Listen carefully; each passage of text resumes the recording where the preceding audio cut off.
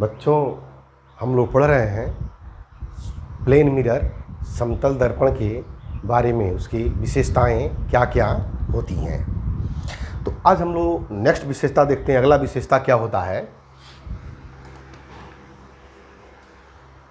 Plane mirror से जब कोई किरण रिफ्लेक्ट होती है, परावर्तित होती है, तो इंसिडेंट रे यानी आपतित किरण कितना विचलित होती है, यानी उसका डेविएशन कितना होता है।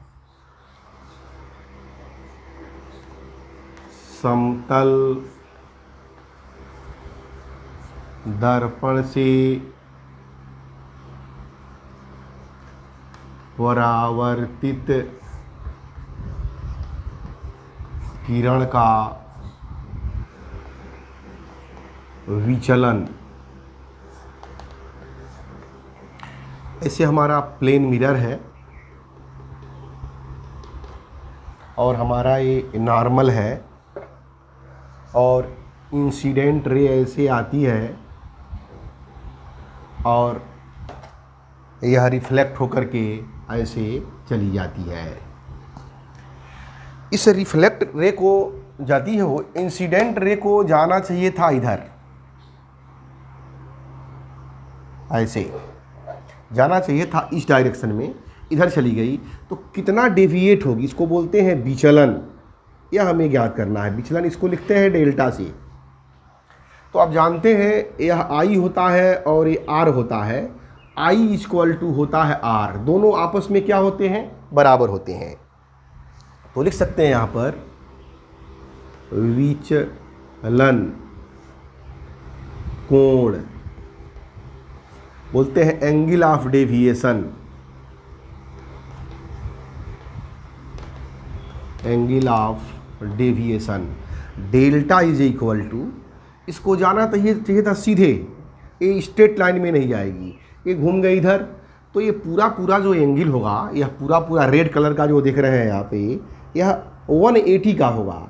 और 180 में से आई और आई मिलकर के हो जाएगा 2i, दोनों बराबर है, 2i निकाल देंगे तो हो जाएगा 180 माइनस 2i, या लिख सकते हैं delta equal to 180 minus 2r। I और आर क्या होते हैं, इक्वल होते हैं, तो इतना जो है डेविएट होकर के चली जाती है। अगर मान लीजिए इसको बोलते हैं समतल दर्पण से और आपतित किरण का अगर झुकाव कोण, यह कोण अगर अल्फा है तो यह भी कोण अल्फा होगा, ये भी कोण क्या होगा, यह अल्फा होगा तो ये भी अल्फा होगा। इसको बोलते हैं ग्लेसिंग एंगल। आपतित किरण का समतल दर्पण से झुकाव, आपतित किरण का समतल दर्पण से झुकाव, इसको बोलते हैं ग्लेसिंग एंगल।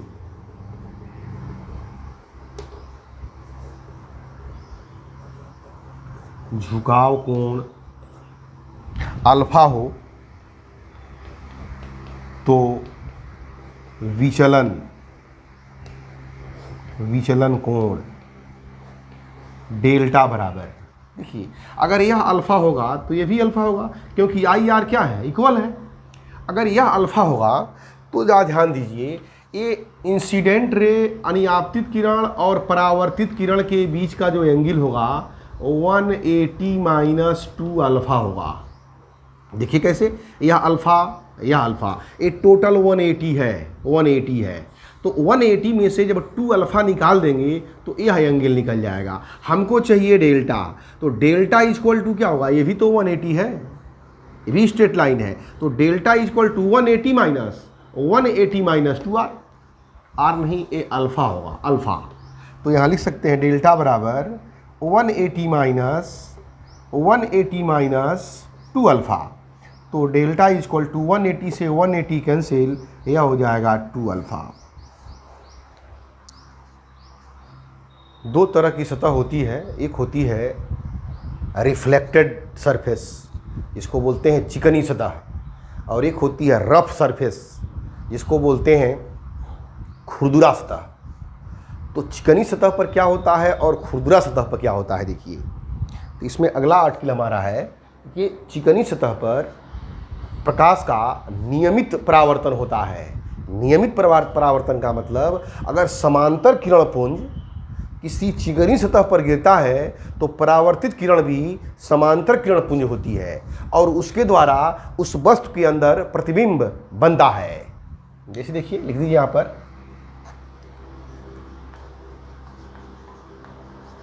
चिकनी सतह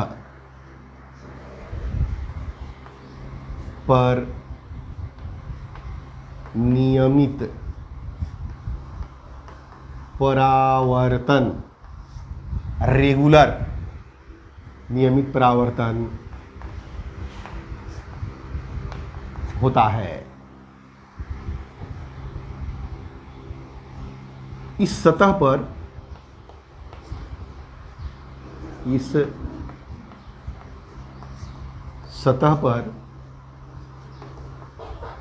समांतर किरणपुंज परावर्तन के पश्चात समांतर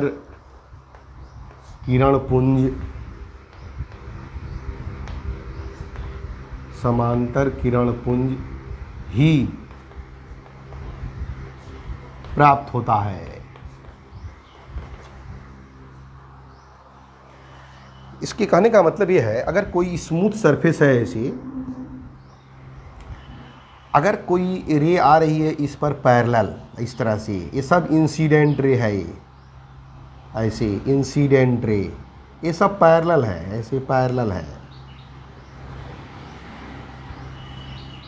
तो यहाँ से जब रिफ्लेक्ट होगी तो रिफ्लेक्ट रे भी होगी, वो भी क्या होगी, ऐसे पैरेलल होगी।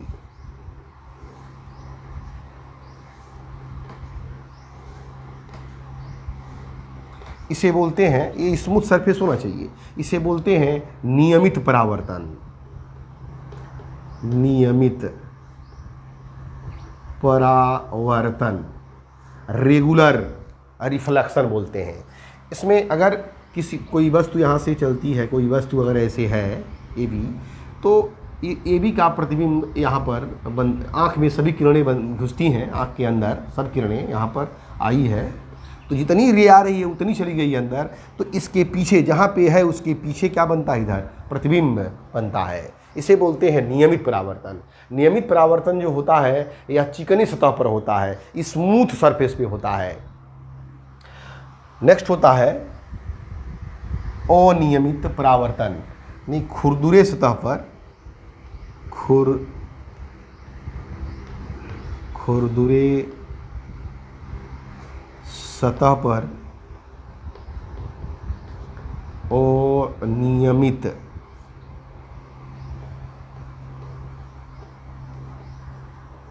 परावर्तन होता है। अनियमित परावर्तन मतलब इर्रेगुलर रिफ्लेक्शन होता है।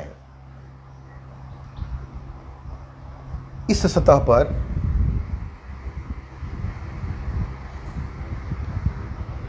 समांतर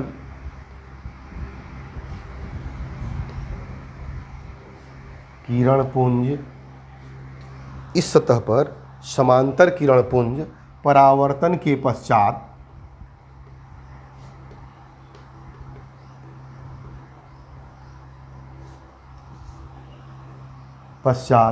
परावर्तित किरण विवर्तित हो जाती है।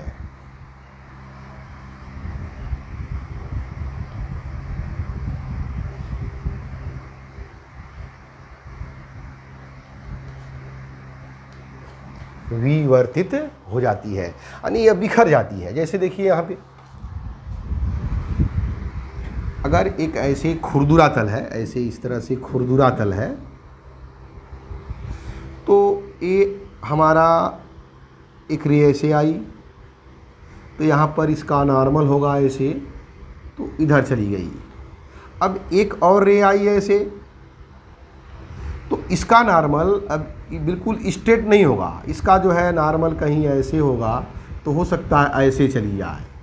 एक रे और आई तो हो सकता है ऐसे चले जाए, यानी रिफ्लेक्शन के बाद ये किरणें विवर्तित हो जाती हैं। 1 2 3, देखिए 1 और ये 2 है और ये क्या है 3 है, ये 1 है और ये 2 है और ये 3 है। तो इस तरह से विवर्तित हो जाती हैं रफ सरफेस पे। जैसे सूर्य की लाइट जब अर्थ पर पड़ती है, अर्थ पर, तो ऐसा नहीं कि अर्थ पे जाती है, खुरदुरा सरफेस है, वहाँ से क्या होती है, रिफ्लेक्ट होती है, पुनः हमारे आँख पे आती है, तो हम समझते हैं आँख पे जब आती है रे तब कहते हैं कि उजाला हो गया है, और जब आँख पर प्रकाश की किरण नहीं आती है तो कहते हैं अंधेरा हो गया है। तो हर एक सरफेस पे कोई ऐसा सतह न हो जिस सतह पर प्रकाश का परावर्तन न होता हो। यही है कि चिकनी सतह पर रेगुलर रिफ्लेक्शन होगा और रफ सरफेस पे इर्रेगुलर रिफ्लेक्शन होगा। कमरे के बीच खड़े प्रेक्षक को अपने पीछे की दीवार का पूर्ण प्रतिबिंब सामने वाली दीवार में लगे हुए समतल दर्पण में देखने के लिए दर्पण का न्यूनतम आकार दीवार की ऊंचाई का 1/3 होना चाहिए, जबकि प्रेक्षक दीवार तथा दर्पण के बीच में खड़ा है।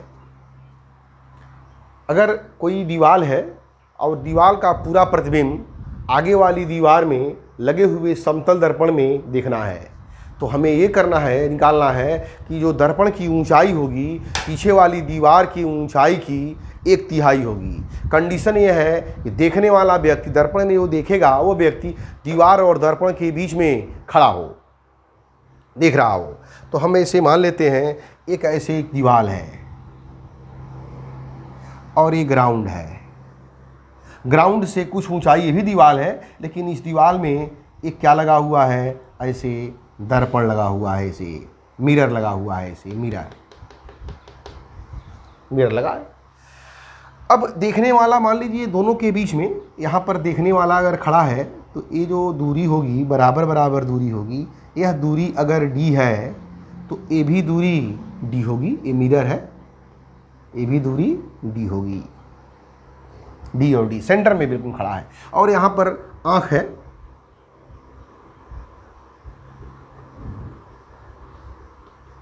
ऐसा दिख रहा है। तो थोड़ा सा देखिए, ध्यान दीजिए, यहाँ से इस दीवार के ऊपर से एक रे आएगी, इस मिरर की जो ऊंचाई है x + y है, तो यहाँ से एक रे आएगी ऐसे, इसको बोलते हैं इंसिडेंट रे। और कहाँ घुसेगी ये, आँख में, आँख के ऊपर आएगी ऐसे, क्योंकि लाइट जब तक आँख में घुसेगी नहीं तब तक हम किसी वस्तु को देखेंगे नहीं। इसका ये नॉर्मल है, नॉर्मल मतलब अभिलंब, ऐसे अभिलंब है, ये अभिलंब है। और एक रे जो है यहाँ से आएगी, इस नीचे से आएगी, दीवार के बिल्कुल नीचे से,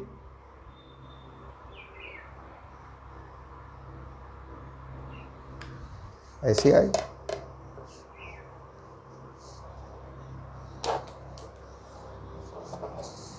ये गई इधर, और ये भी जाकर के यहाँ आँख में घुसेगी।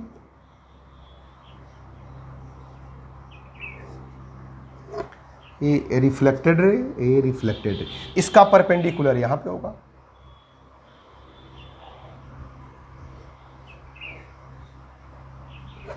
परपेंडिकुलर है। ये दोनों एंगल इक्वल होंगे, यह इंसिडेंट एंगल और ये रिफ्लेक्टेड एंगल, ये भी दोनों एंगल क्या होंगे, इक्वल होंगे। अगर दोनों थीटा है और ये थीटा है, और हम क्या कर रहे हैं, बीच में जो व्यक्ति खड़ा है इसको एक लाइन खींच दे रहे हैं, ऐसे ऐसे लाइन खींच दिया हमने।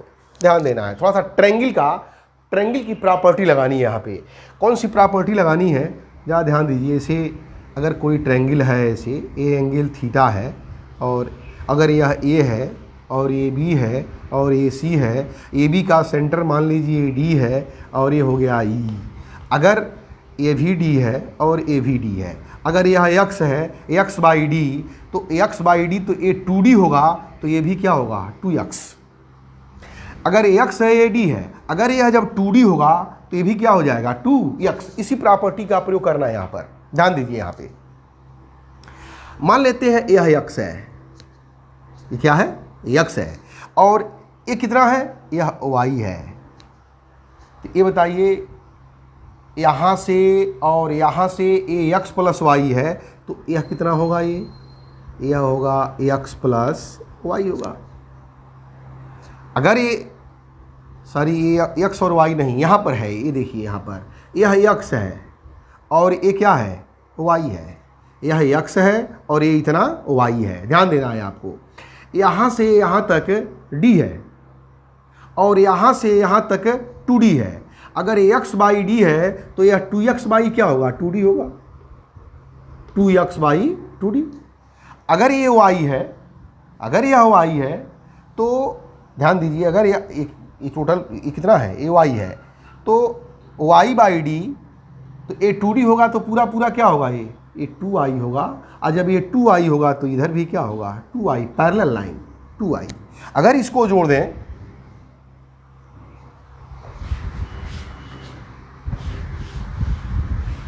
अगर इसको जोड़ दें तो कितना होगा देखिए 2x plus Y plus 2i बराबर इतना, और यहाँ कर दे रहे हैं x प्लस वाई, तो 2x और x मिलकर के 3x plus 3y equal to x plus Y, 3 common x plus Y equal to x plus Y. इसका मीनिंग ये हुआ x प्लस वाई और ये x प्लस वाई। अगर x प्लस वाई अगर ये मिरर की लंबाई है तो दीवार की ऊंचाई कितनी हो सकती है 3 गुनी, या कह सकते हैं इस दीवार की ऊंचाई का पूरा प्रतिबिंब इसके अंदर देखना है तो दीवार की पूरी ऊंचाई का यह 1/3 होना चाहिए।